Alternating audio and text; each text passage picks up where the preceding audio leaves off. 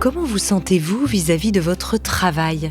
Est-ce une source d'épanouissement et d'enthousiasme ou plutôt une cause de stress et de démotivation ? Alors si vous vous reconnaissez plutôt dans la deuxième catégorie, si chaque semaine par exemple vous attendez avec impatience le week-end ou les prochaines vacances, alors je vous recommande vraiment chaudement le Parcours Chance.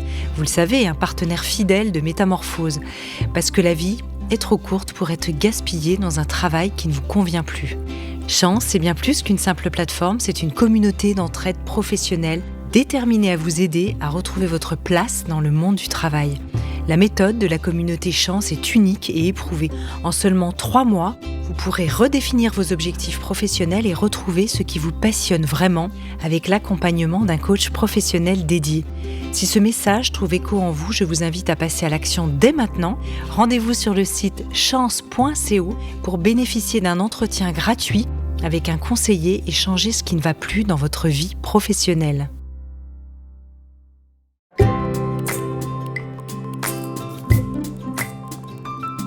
Bonjour et bienvenue dans Graines de Métamorphose, le programme à destination de la nouvelle génération pour faire germer les consciences.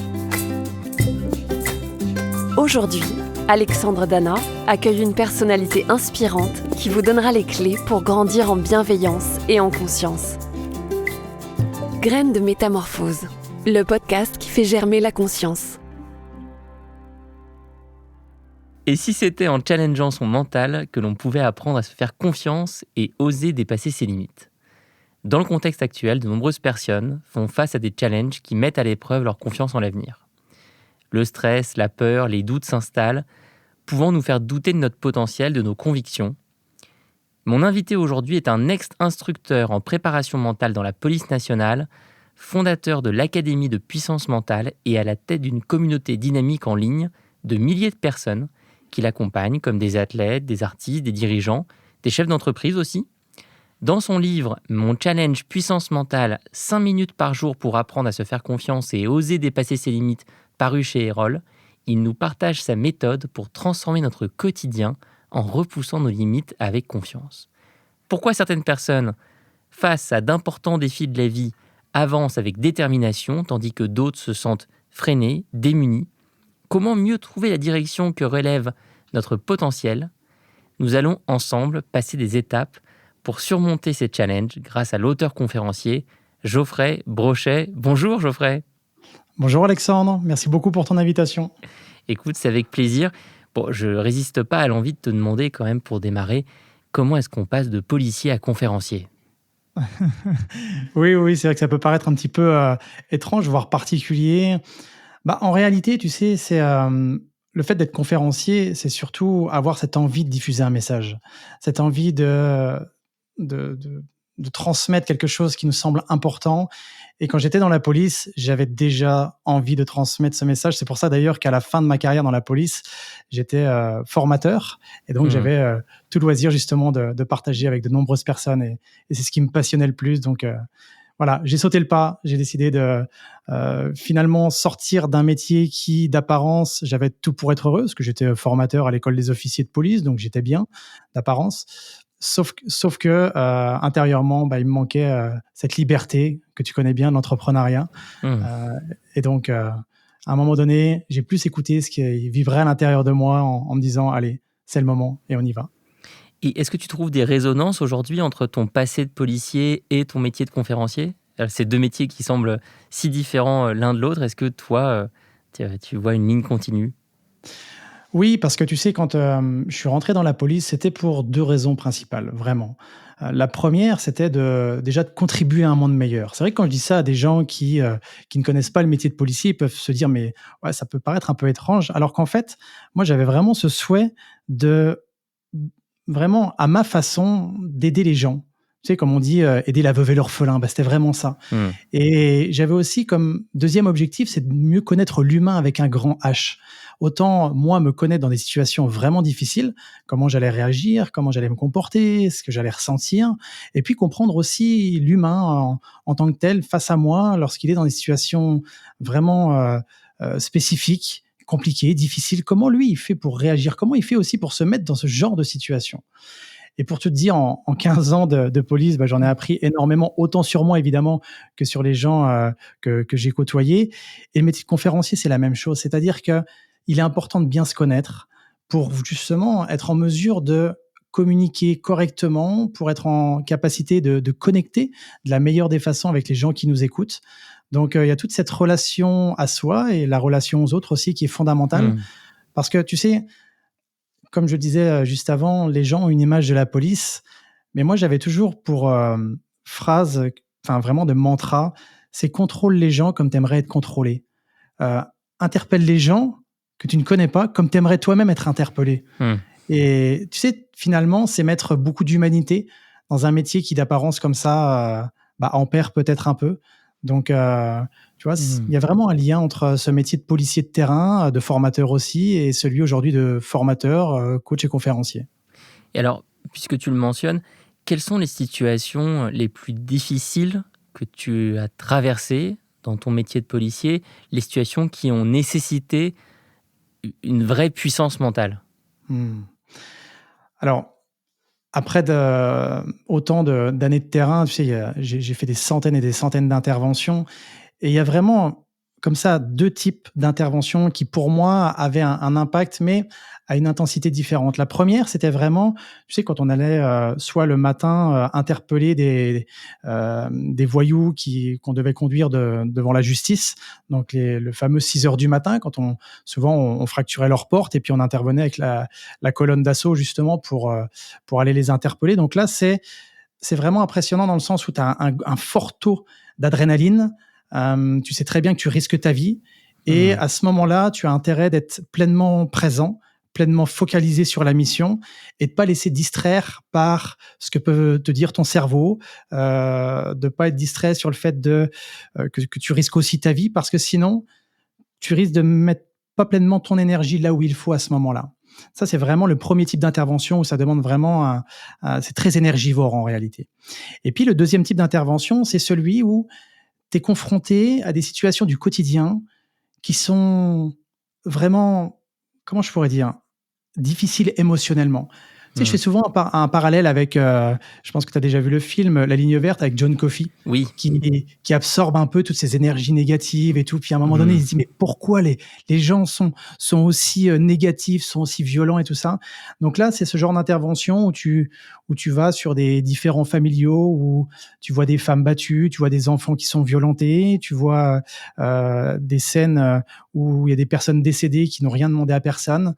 Et ça, vraiment, sur le coup, quand tu es face à la situation, eh bien, j'étais comme, je réussissais à me couper de mes émotions, tu vois, vraiment en mode très technicien finalement. Mais par contre, quand je rentrais chez moi, c'était autre chose. J'avais c'est une fois que tu as vraiment enlevé physiquement cet uniforme, je l'ai enlevé aussi mentalement pour le coup et souvent, ça m'arrivait de me sentir vraiment fébrile, fragile et comme John Coffey, me dire: «Mais pourquoi les gens sont comme ça? Pourquoi, alors qu'on n'a qu'une seule vie, pourquoi faire tout ça? Ça a aucun sens».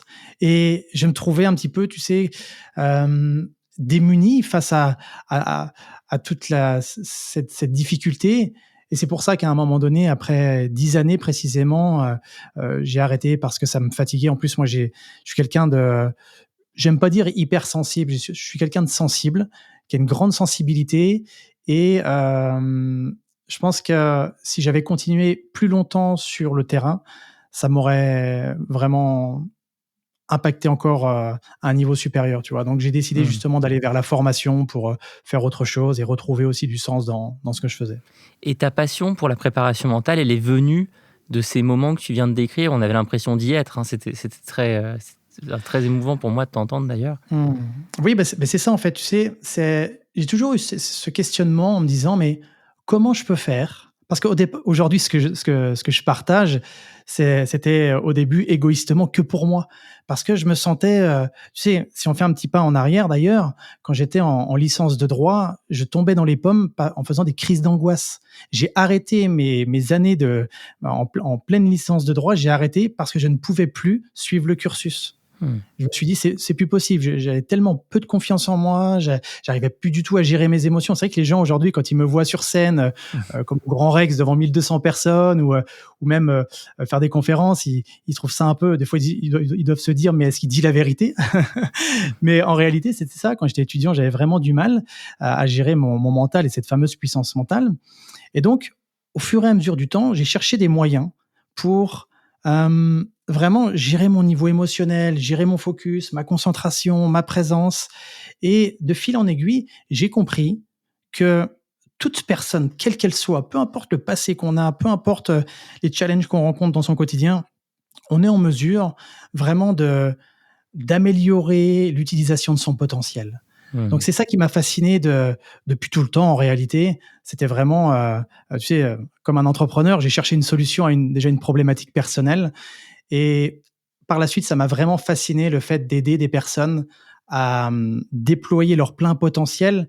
Mais quand je dis déployer leur plein potentiel, tu sais, c'est pas forcément réservé à des Olympiens, à des personnes qui sont raides à la BRI ou du monde de l'urgence. Ça va être aussi une personne qui, dans sa vie privée, à un moment donné, a juste envie de dire je t'aime à son fils, mais n'y parvient pas. À un moment donné, c'est une personne qui va se sentir dans son job et plus à sa place. Mais c'est l'aider justement à aller de l'avant. Tu vois, et donc tout ça fait partie de la préparation mentale. Quand on dit préparation mentale, c'est un petit peu synthétique, mais ça serait de la préparation neuro-émotionnelle finalement, pour justement être en mesure d'avoir une vie qui nous corresponde pleinement. Alors justement, ton livre montre bien comment la préparation mentale ne nous aide pas uniquement dans des situations pleines d'adrénaline, des situations de stress, comme ce que tu viens d'évoquer avec l'intervention à 6 heures du matin, mais c'est bien plus large que ça. Et il y a notamment un premier outil sur qu'on peut aborder, qui est le point 3-5-7. Est-ce que tu peux nous en parler? Yes. Alors, en réalité, je suis parti du constat en me disant, aujourd'hui, les gens ont souvent ce souhait d'évoluer, de grandir, d'avoir une meilleure connaissance de soi. Sauf que ils n'ont pas forcément beaucoup de temps devant eux. Et donc, je me suis dit, tiens, quel concept je pourrais mettre en place pour que justement, en très peu de temps, ils soient en mesure d'évoluer et de grandir. Donc, le concept 357, donc en réalité, point 357, c'est une petite référence à un calibre que j'utilisais dans la police. Le point, c'est vraiment, on fait stop, on s'arrête, juste un instant.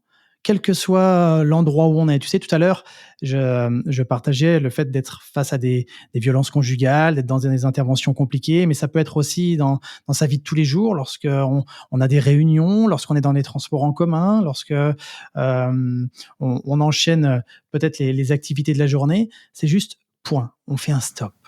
Et ensuite, c'est cette possibilité de prendre de la hauteur. Le 3, ça signifie les 3 connexions. En fait, les 3 connexions, ça va être de prendre de la hauteur par rapport à 3 choses principales. La première, c'est déjà par rapport à soi. Où est-ce que j'en suis au niveau de mon énergie? Où est-ce que j'en suis au niveau physique, au niveau mental, au niveau émotionnel, au niveau de mes pensées, mon focus, vers quoi il est orienté? Tu sais, parce que souvent, on dit il est important en tout cas de méditer 5 minutes par jour, 10 minutes, etc. Ou alors de faire une pause. Mais on ne dit pas forcément comment il faut faire ou comment orienter cette pause. Donc là, la première chose sur le point 3, donc qui signifie les 3 connexions. La première connexion, c'est la connexion à soi, comme je le disais. La deuxième, c'est la connexion à son environnement, aux autres.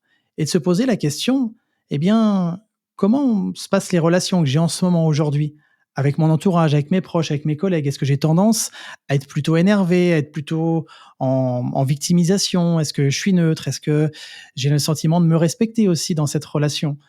Et ensuite, la connexion 3, c'est le fait de prendre de la hauteur par rapport à ses objectifs, à ses projets, à ses ambitions. Où est-ce que j'en suis concrètement vers la vie qui m'inspire? Est-ce que je mets en place les bonnes actions? Est-ce que j'ai le sentiment d'avancer comme j'ai envie d'avancer? Donc, point. Après le 3, donc connexion à soi, connexion aux autres, connexion à ses ambitions. Le 5, ça signifie 5 minutes. C'est-à-dire que prendre de la hauteur juste pendant 5 minutes va permettre comme ça finalement de se créer un petit moment à soi, un moment où on va prendre du temps juste pour soi et se poser les bonnes questions. Et le 7 de point 357, le 7, c'est pendant 7 semaines. Parce que j'ai estimé que pendant cette semaine, les personnes qui vont s'amuser à faire ce petit challenge-là, ça va les aider à à automatiser un certain nombre de questionnements, de focus. Tu sais, ce point 357, là, habituellement, je l'enseigne, moi, aux athlètes de haut niveau, aux grands dirigeants, à toutes les personnes que j'accompagne sur des accompagnements, on va dire, un peu haut de gamme, tu vois. Hmm. Parce que c'est la base. C'est un petit peu comme vouloir conduire une voiture sans regarder son tableau de bord. Bon, il y a un moment, ça peut être, ça peut bien aller, et puis à un moment donné, on risque de dépasser la vitesse, d'être en surchauffe, ou alors de pas être dans le bon rythme. Donc là, ça permet vraiment de prendre de la hauteur. Donc ce concept-là, et c'est tout l'objet du livre. Donc j'explique vraiment précisément comment le faire. Et d'ailleurs, il y a un audio aussi dans le livre qui permet tout à fait. aux gens de le pratiquer. Alors, quelle est la bonne fréquence pour opérer ces points 357 ? À quel moment je peux percevoir qu'un changement est vital ? À quel moment je prends conscience qu'il est temps de me poser avec cette méthode ?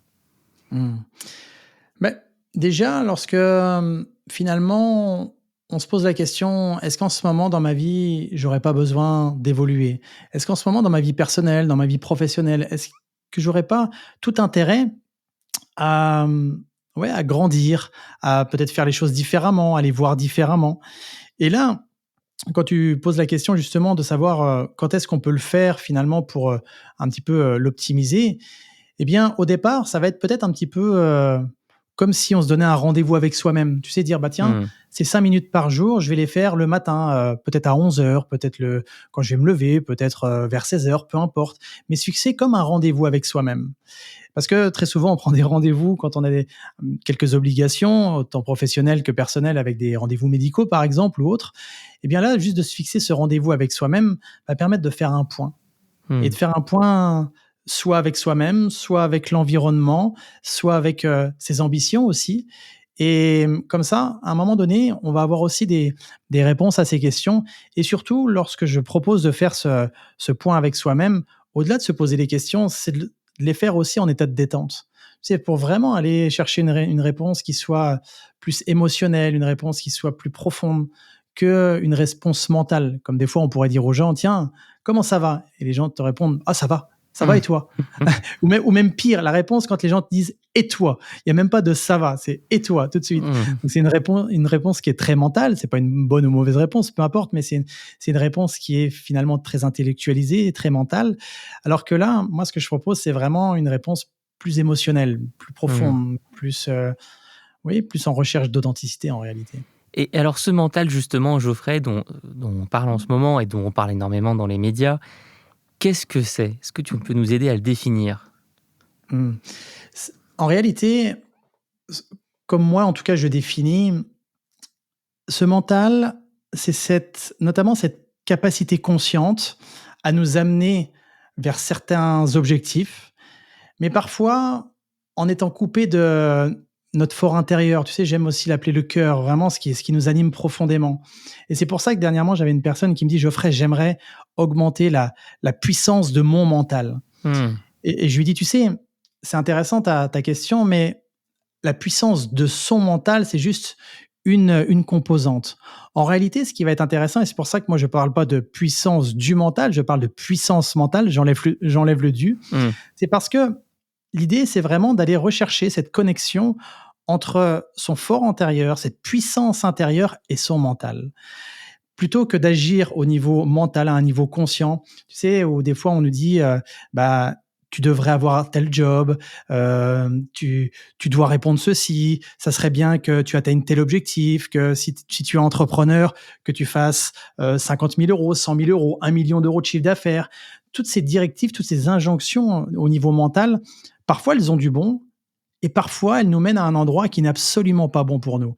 Et plus on va être déconnecté entre son mental et sa puissance intérieure, plus il va y avoir un espace entre les deux. Et plus à un moment donné, la personne va y perdre, entre guillemets, son âme, va y perdre vraiment son énergie, elle va y perdre du sens, elle va se demander, elle va pas comprendre non plus pourquoi, elle va dire « mais je comprends pas parce que d'apparence, j'ai tout pour être heureux et intérieurement, je ne le suis pas. J'ai atteint des objectifs ambitieux, mais intérieurement, je ne le suis pas. » Ce matin, j'entendais justement une interview de Laure Manodou, qui a été vraiment médaillée olympique et puis multiple médaillée, et qui disait je nageais, mais je n'étais pas heureuse. Et c'est pour ça qu'à un moment donné, en 2007, il me semble, elle a fait ce choix complètement émotionnel de dire j'arrête tout. Et des années après, elle regrette, elle le disait, je regrette. Parce que pendant longtemps, elle était dirigée par ce mental, coupée de ses émotions, coupée de ce fort intérieur. Elle nageait parce qu'elle devait nager. Et à un moment donné, les deux n'étant tellement plus connectés entre le mental et le fort intérieur que ça a comme disjoncté et elle a pris finalement une décision qui n'était pas forcément adaptée pour elle à court, moyen et long terme. Donc tu vois, Alexandre, ce mental-là, il est extrêmement puissant, mais de ce que je peux constater, moins on aura tendance à le connecter à son fort intérieur et plus on aura tendance à aller dans des directions qui ne sont pas forcément les plus optimisées pour soi-même. Donc, c'est vraiment cette recherche de cohérence, d'alignement, de justesse entre ce que l'on ressent intérieurement, ce que certains l'appellent l'intuition, certains l'appellent l'inconscient, moi je l'appelle la puissance intérieure, et puis notre mental. Un petit peu comme c'est comme si la puissance intérieure était notre moteur et le mental le gouvernail. Quand les deux sont vraiment connectés, là, on devient inarrêtable. Et quand je dis inarrêtable, parce que souvent les gens ils disent « Oh, lui, c'est un ancien flic ». Quand on dit inarrêtable, ça doit être un fou furieux. Il doit aller dans tous les sens, comme une machine de guerre, tu vois. Alors que pas du tout. Quand je dis inarrêtable, ça va être autant mettre une action par jour en place, mais qui nous anime, qui nous stimule, qui nous fait vibrer, tu vois. Et c'est pas forcément atteindre des sommets qui soient des sommets pour certains, c'est atteindre ses propres sommets. Et là, ça fait toute la différence. Et tu mentionnais Laure Manodou, je crois que c'est chez les nageurs qu'on compte le plus de problèmes de dépression, chez les athlètes de haut niveau d'ailleurs. Oui, c'est ça en réalité, c'est qu'à un moment donné, ils sont tellement focalisés sur le résultat, sur cette finalité où, dans leur idéal, quand je serai champion du monde, quand je serai champion olympique, je serai heureux et j'aurai atteint ce que j'ai envie d'atteindre. Et en réalité, ils se rendent compte que quand ils l'ont, il y a un avant, il y a un pendant, et il y a aussi un après. Et dans le après, on a souvent la dépression des athlètes, c'est-à-dire qu'ils perdent du sens dans ce qu'ils font. Ils ont tellement reçu une dose d'adrénaline, parfois de valorisation, de considération. Et le lendemain ou quelques jours ou semaines après, ils n'ont plus cette dose-là et ils se retrouvent finalement déconnectés et ils n'ont plus cette stimulation extérieure. Et c'est pour ça que lorsqu'ils trouvent justement cette connexion intérieure, certes, quand tu as une stimulation extérieure, c'est toujours plaisant, c'est toujours agréable, mais tu t'autogères en fait, tu t'auto-stimules. Tu n'as pas forcément besoin de la stimulation extérieure et dans ce cas-là, c'est plus sain en réalité. Mais alors Geoffrey, quelles sont les questions que je peux me poser pour savoir si je suis connecté à ma puissance intérieure ou pas? Parce que si je t'écoute, mon mental, je peux me baser sur mes résultats dans la vie réelle. Est-ce que je suis en train d'atteindre mes objectifs ou non? Mais ma puissance intérieure, comment je peux mesurer ma connexion avec celle-ci? En réalité, tu sais, par rapport à ce que je disais précédemment, ça ne veut pas dire que d'être connecté à des objectifs, c'est forcément quelque chose de mauvais. Par contre, ce qui va être important, c'est d'apprécier autant le chemin que le résultat. Et là, ce qui va être vraiment fondamental pour répondre à ta question, Alexandre, c'est quand je suis en présence de quelqu'un, quand je suis sur mon lieu de travail, quand j'exerce une activité, lorsque je fais peu importe les choses, comment je me sens? Qu'est-ce que je ressens intérieurement? Est-ce que je suis animé comme si est-ce que j'ai encore cet émerveillement? Est-ce que j'ai cette passion qui vient vraiment me chercher? Oui? Non? Peut-être? Un petit peu de 0 à 10, on est à combien? Tu sais, en début d'interview, je te parlais, quand j'étais policier, formateur dans la police, notamment sur la fin de ma carrière, où d'apparence, j'avais tout pour être heureux. J'aurais pu dire, non, mais attends, Geoffrey, tu gagnes quasiment 2 500 € par mois, un salaire garanti à vie, tu vas monter en grade, tu es le premier instructeur en préparation mentale dans la police formé par les militaires. Enfin, voilà, quelque chose qui était valorisant d'extérieur. Sauf que si je me connectais à mon intérieur, quand je me connectais à ce que je ressentais, quand j'allais au travail, j'avais beaucoup moins d'envie qu'avant. J'avais plus cet émerveillement. J'avais plus cette âme d'enfant en réalité.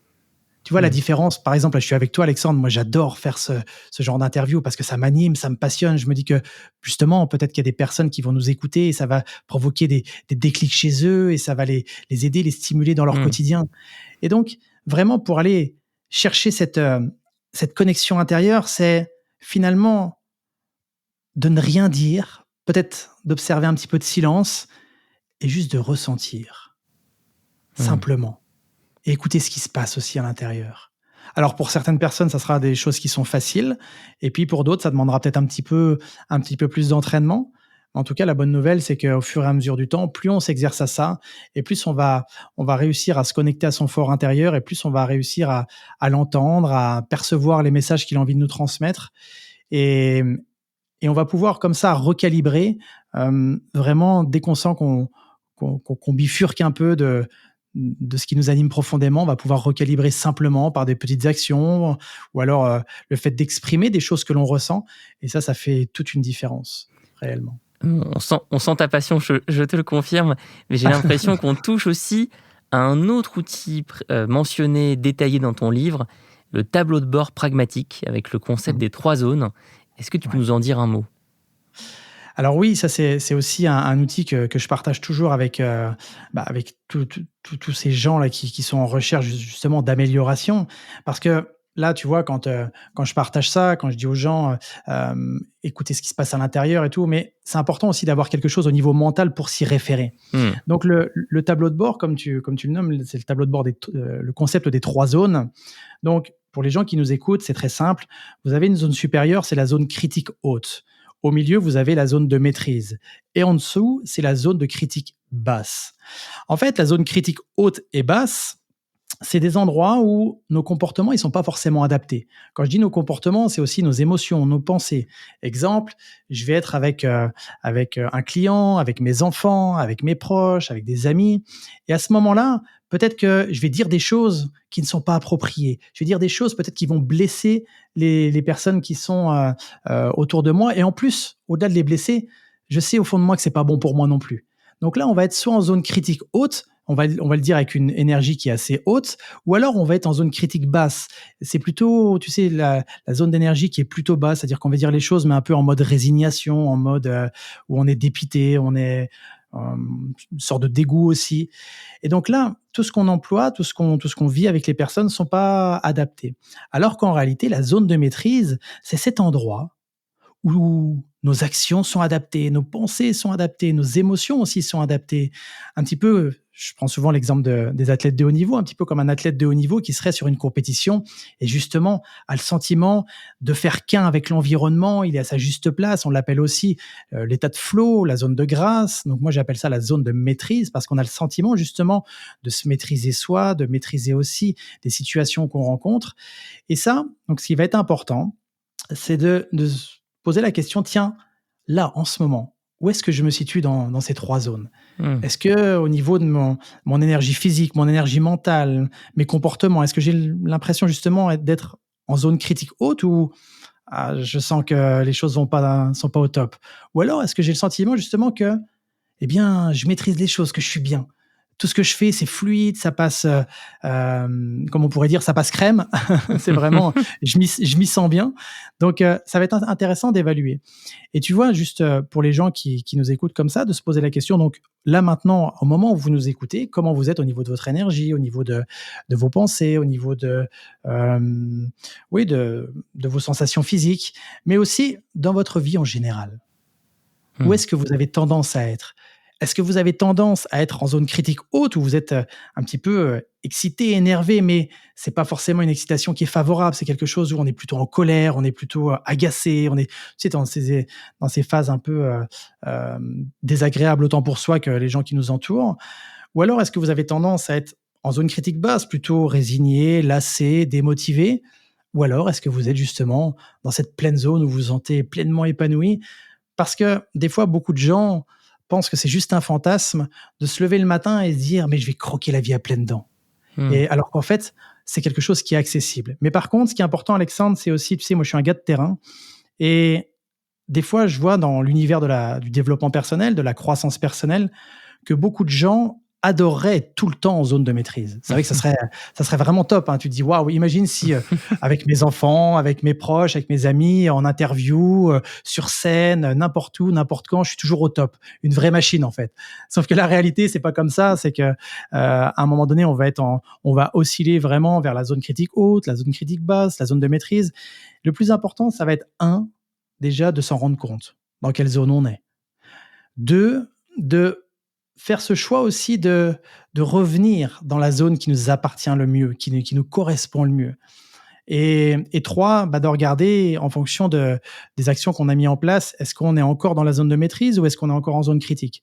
Je donne un exemple.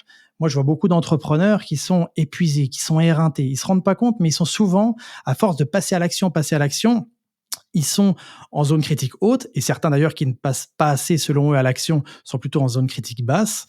Et ils ne se rendent pas compte, donc ils essayent malgré tout d'avancer. Et là, on est plutôt en mode mental, comme on disait tout à l'heure. Et ils n'écoutent pas ce qui est à l'intérieur d'eux. Ils se disent non, il faut surtout pas que je me repose parce que sinon je vais perdre du temps et je vais perdre des clients. Et ils foncent. Sauf que ils avancent un peu comme une poule sans tête, tu vois. Ils avancent sans trop savoir où ni comment, ou des fois en courant après un objectif qui n'est peut-être plus le leur d'ailleurs. Mais ce qui est important, c'est de se rendre compte de ça. Parce que plus tu te rendras compte de là où tu es dans la zone, plus tu pourras mettre en place des choses. Combien d'entrepreneurs auraient tout intérêt à gagner, justement, des fois de s'arrêter, de se déconnecter, dans l'idéal peut-être une journée, s'ils peuvent, ne serait-ce qu'une heure, mais quand je dis déconnecter, c'est complètement déconnecter. Couper les réseaux, ne rien faire. Je crois que c'est quelque chose aussi qui t'anime, d'aller en montagne. J'avais vu certaines de tes stories, quelque chose qui te passionne aussi, la nature et tout ça. Et de se reconnecter finalement à l'essentiel, à son essentiel, pour après repartir encore d'une meilleure forme. Tu sais, en sport, on appelle ça le principe de surcompensation. Le principe de surcompensation, c'est pour éviter justement le surentraînement. Et beaucoup d'entrepreneurs, là, si on reste sur les entrepreneurs, mais c'est valable pour finalement toutes les personnes qui ont aussi cette passion, qui ont envie d'avancer, qui ont envie d'évoluer. Le risque, c'est de rentrer dans le surentraînement et de ne plus savoir trop pourquoi, mais on n'a plus d'envie, plus d'énergie, plus de motivation. Et là, ce qu'on aurait tout intérêt à faire, c'est justement de se déconnecter par rapport à ce qu'on fait, même si ça nous passionne, mais de se déconnecter et de chercher vraiment une zone de récupération pour justement aller vers ce principe de surcompensation. Parce que quand tu t'arrêtes une heure, une journée, peut-être une semaine, c'est important à comprendre que quand tu vas reprendre, tu seras bien meilleur que lorsque tu t'étais arrêté, parce que tu fais le plein d'énergie, tu crées aussi ce que moi j'aime appeler tu crées de la frustration. C'est-à-dire que tu es tellement pressé de reconnecter tout ça à ce qui te passionne, mais tu dis attends un peu, attends. Et une fois que tu vas recommencer tes activités, là tu vas être au taquet, tu vas vraiment tu vas repartir sur un nouveau pied, donc ça va être génial. Et tu prends l'exemple que moi j'adore, des athlètes de haut niveau. Aujourd'hui, les athlètes de haut niveau sont conscients que la récupération fait partie de l'entraînement. C'est l'immense différence entre les athlètes de haut niveau d'aujourd'hui et ceux d'il y a 30 ans, 40 ans, qui souvent négligeaient parfois la phase de récupération. Et on explique aujourd'hui l'augmentation des records, le fait de courir plus vite, de nager plus longtemps, par une meilleure prise en compte de la récupération, qui fait partie de cet entraînement. Et c'est vrai qu'on peut appliquer exactement le même réflexe dans notre vie professionnelle, dans notre vie familiale, dans notre vie parentale également. Absolument. Et ça, c'est un des principes qui est fondamental. Moins on le respecte, et plus on va aller droit à la rupture, droit au surentraînement en réalité. Alors si on rentre dans le premier pilier de la méthode, obtenir une connexion à soi puissante, ça c'est ton premier pilier. Comment est-ce que je sors du pilote automatique pour me connecter à moi-même? On en a un peu parlé en prenant le temps de s'interroger, de se poser les bonnes questions. Est-ce qu'il y a d'autres outils qui peuvent nous permettre de sortir du pilote automatique pour être vraiment connectés à nous-mêmes? La première chose, c'est déjà de prendre sa responsabilité. La responsabilité de vouloir changer. Et ça, c'est fondamental, parce qu'on ne peut pas changer si, à un moment donné, on n'a pas pleinement cette volonté. Avant de je dois changer, c'est est-ce que j'en ai envie? Est-ce que je veux réellement au fond de moi évoluer? Et par la suite, pour vraiment aller dans cette pleine connexion à soi, ça va être de mieux se connaître, d'aller dans une perception de soi, dans une connaissance de soi qui soit beaucoup plus fine, qui soit plus juste. Et pour ça, en réalité, c'est de se poser les bonnes questions, à savoir qu'est-ce qui est important pour nous, de quoi on a besoin, parce que chaque personne est réellement différente. On est réellement différent de nos parents, de nos proches, de nos collègues, de nos concurrents, de nos collaborateurs, de qui on veut. Et aujourd'hui, c'est vrai que dans notre ère actuelle, on a tendance à se comparer, notamment avec les réseaux sociaux. C'est un peu, des fois, notamment dans le monde de l'entrepreneuriat, c'est un petit peu la course à celui qui aura le plus de vues, la course à celui qui fera le plus gros chiffre d'affaires, etc. Alors qu'en réalité, il y a des choses qui répondent pas forcément à nos besoins. Tu sais, dernièrement, je rencontrais une personne qui générait un chiffre d'affaires de 100 000 euros. C'est déjà un beau chiffre d'affaires, hein, c'est sympa. Mais cette personne était nettement plus heureuse qu'une autre personne que je connais qui génère 1,5 million de chiffre d'affaires. Et à un moment donné, cette personne-là, qui génère aujourd'hui 100 000 euros, il me dit, tu sais, Geoffrey, à un moment donné, j'étais à la course au chiffre d'affaires. Je voulais absolument générer le million. Parce que je lisais sur toutes les citations de l'esprit millionnaire, devenir millionnaire, etc. Et j'en perdais mon âme. Je devenais épuisé. Je faisais des choses qui ne me correspondaient plus. Je disais oui à tout. J'étais dans une course effrénée. Mais ça avait plus aucun sens. J'en oubliais de vivre pleinement ma vie, en fait. Lui qui était passionné justement de sport, de nature, il faisait même plus, il prenait même plus de temps pour ça. Et il dit, tu vois là, je fais entre guillemets que 100 000 euros. Pour certains, ça va paraître énorme, pour d'autres, ça va paraître pas beaucoup et peu importe. Mais pour lui, ça lui suffisait. Parce qu'il avait estimé justement qu'avec ce chiffre d'affaires-là, c'était le chiffre d'affaires qui était juste pour lui, pour qu'il soit pleinement heureux, pour que ça réponde à son propre style de vie. Tu sais, c'est important aussi de prendre de la hauteur, encore une fois, et de se dire, mais quel style de vie j'ai envie d'avoir? Alors, justement, tu parles des besoins fondamentaux non négociables dans le livre. Ouais. Et tu dis, je te cite, « Parmi tous les moments heureux que vous avez pu vivre dans votre vie, notez-en 3 où votre niveau de bonheur était à son comble. D'ailleurs, lorsque vous y repensez, cela vous remplit encore d'énergie agréable. Notez le lieu, la date, ce qu'il s'était passé, ainsi qu'un maximum de détails. À ce moment-là, quels étaient les ingrédients qui vous ont permis de vous sentir bien? Notez-en au moins 5. » Ça, c'est magnifique pour justement définir ce qui compte vraiment pour nous et pas pour les autres. Bah oui, c'est ça. C'est-à-dire que c'est important de remettre de la conscience sur ce qui nous anime profondément. Parce que parfois, on fait les choses parce qu'on a l'habitude de les faire, on les vit parce qu'on doit les vivre. Mais plus on va réussir à remettre de la conscience en se disant « Ah, c'est vrai qu'à ce moment-là, tiens, quand j'étais sur cette conférence ou sur cette formation ou alors en contact avec cette personne ou peu importe, c'est vrai qu'à ce moment-là, j'avais un niveau de bien-être, d'émerveillement, de connexion qui était vraiment complètement différent. » Et justement, qu'est-ce qui a fait cette différence-là? Qu'est-ce qui avait de présent par rapport à toi, par rapport à la personne qui était en face de toi, par rapport au lieu que tu as vécu? C'était quoi? C'était quoi la différence? Et là, ensuite, dès qu'on va réussir à extraire finalement l'essence de ce qui nous anime profondément et qu'on a réussi à mettre des mots dessus, déjà, on va aller plus dans cette fine connaissance de soi. Et par la suite, ce qui va être fondamental, Alexandre, c'est que ce qui nous donc ces points fondamentaux là, comme je disais, ce qui va être important, ça va être de moins négocier possible avec ces fondamentaux. Parce que si on ne s'en rend pas compte, on va transiger avec des choses qui sont importantes pour nous. On va pas en prendre réellement conscience. Et à un moment donné, on n'y trouvera plus de sens dans notre vie. On va se demander pourquoi, alors qu'en réalité, c'était juste ces points fondamentaux qu'on avait mis de côté. Je te donne un exemple, et d'ailleurs, dans le livre, je donne cet exemple. Moi, tu peux me proposer 1 million d'euros. Si je suis éloigné plusieurs mois de ma famille, je dirais non. Et ça, d'ailleurs, on m'a déjà proposé, non pas 1 million d'euros, mais des grosses conférences avec vraiment de belles opportunités. Et j'ai dit non. Tout simplement parce que les personnes qui proposaient ces conférences-là, ils vivraient pas dans la même énergie que moi. Ils proposaient des choses qui ne me correspondaient pas pleinement.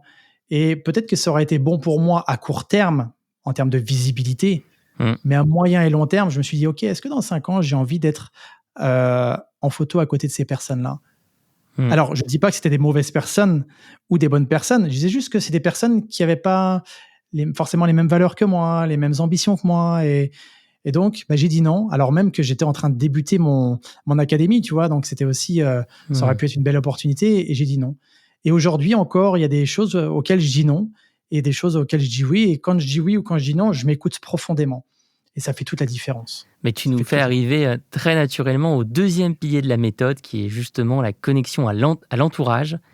Comment se bâtir un entourage propice à une confiance optimale? C'est quoi le rôle de l'entourage dans la confiance? On connaît effectivement cette citation de l'écrivain Jim Rohn, selon lequel on serait la moyenne des 5 personnes qu'on fréquente le plus. Mais est-ce que tu peux nous en dire un peu plus?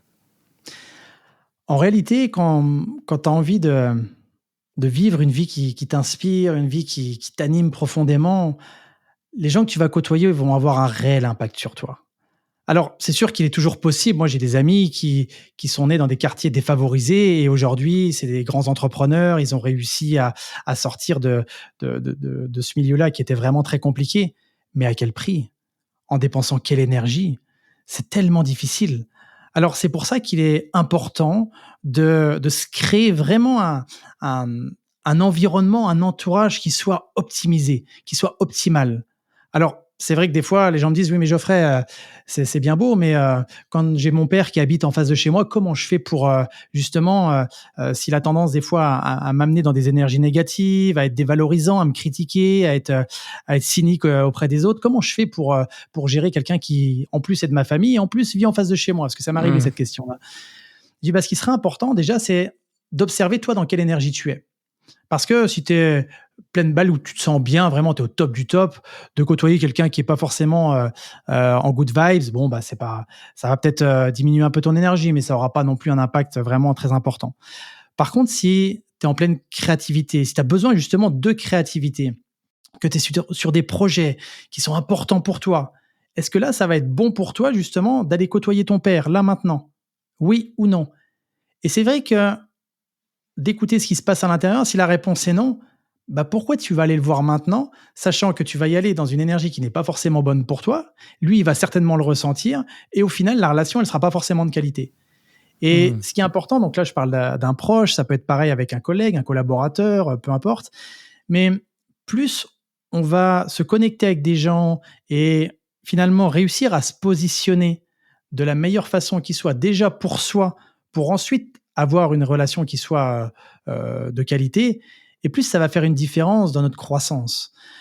Je le mets dans le livre, il est toujours plus facile de grandir dans un beau terreau fertile, c'est-à-dire avoir un entourage qui est stimulant, qui favorise notre croissance, que de grandir comme une fleur pourrait grandir sur un rocher. Bien sûr qu'il y a des fleurs qui grandissent sur des rochers, mais c'est plutôt rare et surtout, c'est pas non plus propice à le faire.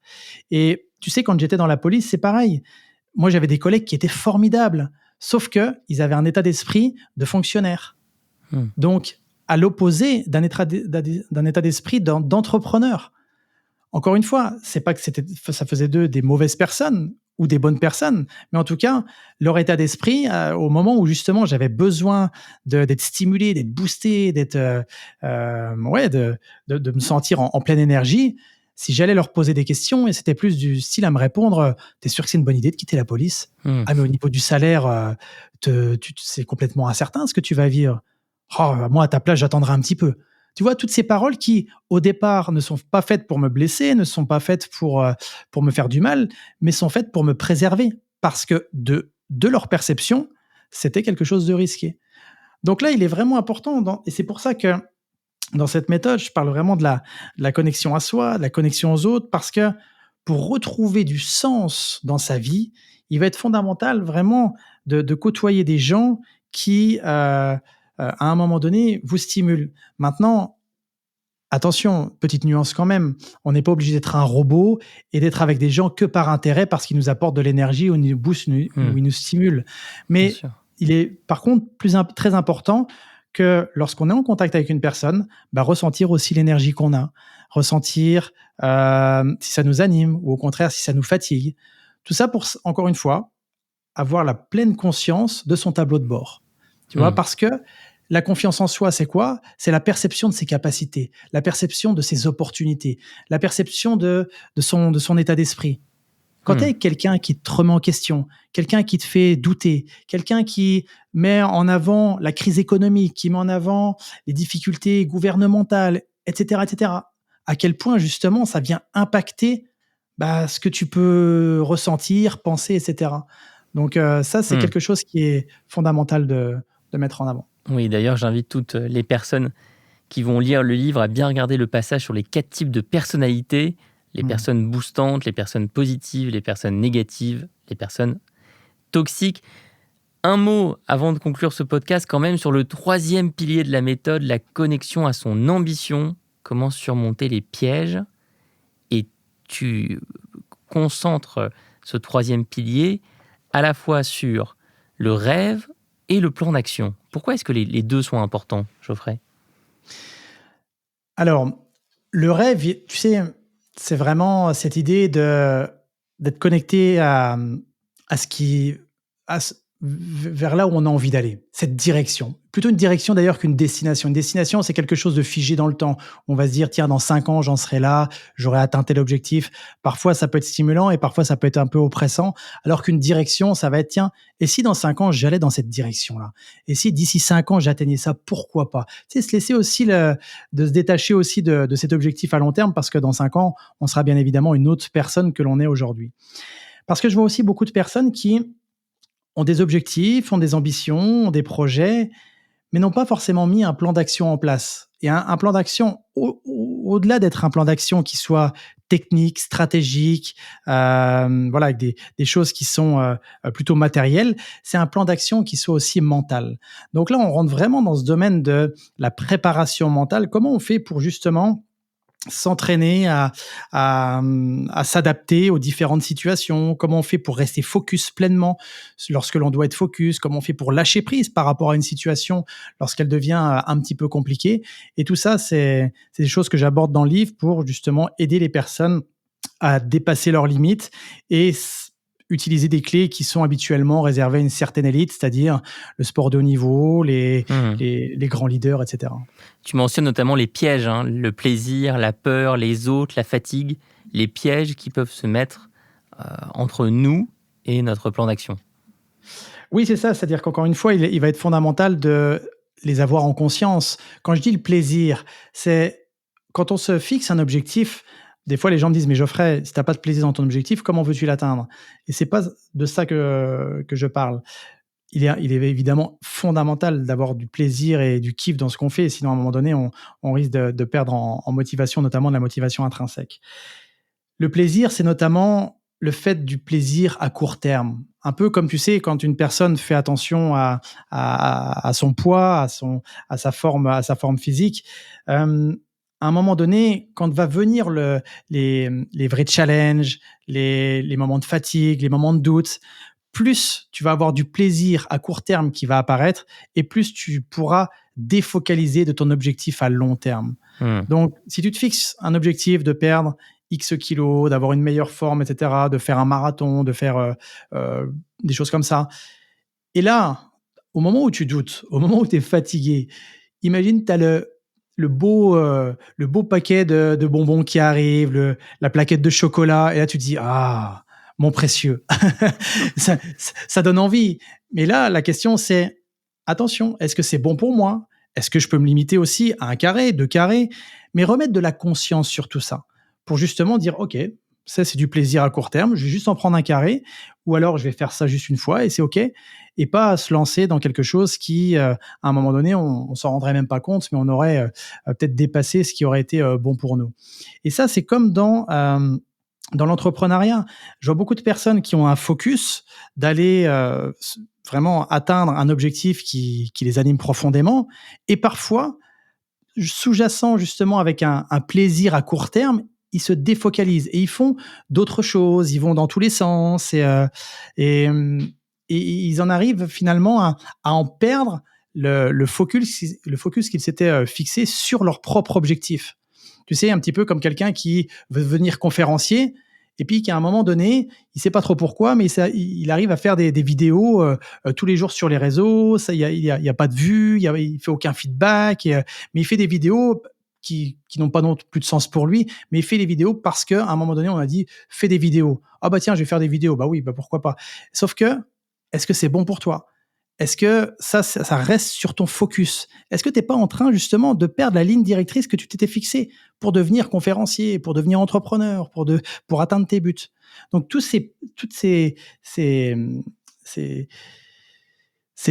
éléments qui peuvent te défocaliser, donc le plaisir, les autres, la fatigue, c'est des choses sur lesquelles il est important d'avoir oui, un œil, parce que sinon, c'est un petit peu comme un champion du monde quelqu'un qui ambitionnerait en tout cas d'être champion du monde ou champion olympique, qui dirait oh ben c'est pas grave, ce week-end je vais aller faire la fête. Sauf que si c'est une semaine avant sa compétition, ben, il est attiré peut-être par le plaisir à court terme, peut-être par les autres, ses copains qui l'incitent à y aller, et puis il risque de se défocaliser sur l'objectif qu'il s'était fixé à moyen et long terme. Donc le focus, il est fondamental dans tout ce qu'on entreprend. Alors Geoffrey, je voulais finir ce podcast en t'interrogeant sur le sommeil. Oui, le sommeil, parce que tu en parles dans le livre et tu expliques que cela peut être un magnifique ingrédient pour éviter l'abandon, pour éviter d'abandonner une résolution, éviter d'abandonner un objectif, un rêve. Il faut en revenir aux bases et à un sommeil de bonne qualité. Je ne t'attendais pas là-dessus en ouvrant le livre. Pourquoi cette passion que tu as pour le sommeil ? Je me suis rendu compte quand je travaillais justement en préparation mentale, notamment avec les militaires, que le sommeil, il avait un impact très important sur notre capacité de discernement, notre capacité de prendre des décisions, etc. Donc ça avait vraiment un impact au niveau émotionnel, un impact sur nos capacités cognitives. Et donc là, j'ai vraiment poussé les recherches par rapport à ça. Et en réalité, on se rend compte d'une chose, c'est que plus on aura un sommeil qui sera dégradé, et plus ça va être difficile d'avancer, de prendre des bonnes décisions, d'avoir un état d'esprit qui soit frais. D'ailleurs, c'est pas pour rien, dans certains pays, le manque de sommeil est utilisé comme un moyen de torture. Et d'ailleurs, dans certains tests de la police, comme j'ai passé par exemple quand j'avais passé les sélections pour intégrer le groupe d'assaut de la section antiterroriste de la police, on dormait 2 à 3 heures par nuit. Et là, tu te rends compte justement, tout à l'heure, on parlait de la zone de maîtrise, que la zone de maîtrise, elle diminue énormément. C'est-à-dire que quand tu manques de sommeil, il faut pas grand-chose pour te rendre nerveux, pour te faire perdre pied. Et à l'inverse, quand tu as beaucoup de sommeil, quand tu as bien récupéré, là, en l'occurrence, tu as quelque chose tu as un potentiel qui est pleinement utilisable. Donc là, il est fondamental pour tous les gens qui nous écoutent vraiment de faire en sorte. Et il y a des choses qui sont très simples à faire. D'ailleurs, j'avais une discussion avec un professeur qui est spécialisé dans le sommeil. C'est le professeur Jean-Luc Schaff, qui est spécialiste du sommeil au CHU de Nancy. Et quand je lui posais la question, quand est-ce qu'on doit prendre des médicaments pour dormir? Parce qu'il faut savoir qu'il y a beaucoup de Français, notamment, qui prennent des médicaments pour dormir. Oui. Et là, sa réponse, il m'a dit « jamais ». Sauf vraiment en cas extrême, c'est-à-dire quand il y a un problème de deuil, quand il y a des soucis vraiment temporaires. C'est-à-dire que le recours aux médicaments doit être le recours ultime. Et le pire, c'est que lorsqu'on recourt à des médicaments pour dormir, ça n'a un effet que de 3 semaines. Donc moi, quand il m'a dit ça, j'ai eu une pensée à ma grand-mère qui en prenait depuis 40 ans, où je me suis dit, c'était plus un effet placebo qu'autre chose. Mais tout ça pour dire, tu sais Alexandre, qu'aujourd'hui, plus tu vas faire attention à ton sommeil, et plus ça va être un dopant naturel. Quand j'étais dans le sport de haut niveau, où moi j'étais dans un sport où je soulevais beaucoup de charges, j'ai plusieurs titres au niveau mondial, c'est un sport de force. Et là, on me disait, mais souvent, Geoffrey, t'es dopé, parce que c'est un sport en plus issu des pays de l'Est. Pour donner un ordre d'idée, j'ai un record mondial où j'ai soulevé un poids de 16 kilos, un kettlebell, je sais pas si ça te parle, c'est un poids avec une forme de cloche. Je l'ai soulevé 2388 fois pendant 2 heures non-stop, et c'est un poids de 16 kilos. Donc c'est l'équivalent de 38 tonnes. Ouais. Ça demande une belle puissance physique en plus de la puissance mentale. Ah bah là, c'est les deux. Là, t'as pas le choix. Là, et puis une belle puissance technique aussi, parce que sinon, c'est pas possible. Mais tu vois, à ce moment-là, quand j'avais des grosses charges d'entraînement, où je soulevais d'ailleurs plusieurs tonnes à l'entraînement, mon meilleur dopant, c'était le sommeil. À quel point, justement, quand tu dors à l'heure où tu dois dormir, c'est-à-dire que quand le soir, tu commences à avoir des premiers signes d'hypovigilance, tu as les yeux qui commencent un petit peu à piquer, tu commences à avoir un petit peu des frissons. Là, c'est peut-être le moment pour toi d'aller te reposer. Si tu respectes déjà tes cycles de sommeil, déjà, tu as une longueur d'avance parce que ça va te permettre de récupérer sur la pleine période qui te correspond. Et ça, en plus, c'est génétiquement, on est génétiquement programmé comme ça. Donc, c'est important de respecter ses cycles, de respecter ses rythmes de sommeil, etc. Et j'en parle dans le livre justement pour avoir des conseils simples pour avoir un sommeil qui soit pleinement optimisé et d'avoir pleinement son accès à son plein potentiel. C'est clair. Un très grand merci Geoffrey Brochet d'être venu dans Graines de Métamorphose. Je rappelle le titre de ton livre, Mon Challenge Puissance Mentale aux éditions Erol. On peut te retrouver sur internet à l'adresse mapuissancementale.com, c'est ton site. Et merci à toutes celles et ceux qui ont écouté cet épisode. À très bientôt dans Graines de Métamorphose. Merci Geoffrey. Merci Alexandre, à très bientôt. Au revoir à tout le monde. Merci d'avoir écouté cet épisode. S'il vous a plu, n'hésitez pas à aller vous abonner directement au podcast sur votre plateforme d'écoute préférée. Il vous suffit de taper Graines de Métamorphose dans la barre de recherche pour le retrouver. Vous pouvez aussi nous suivre et découvrir les actualités du podcast sur notre Instagram, Graines de Métamorphose.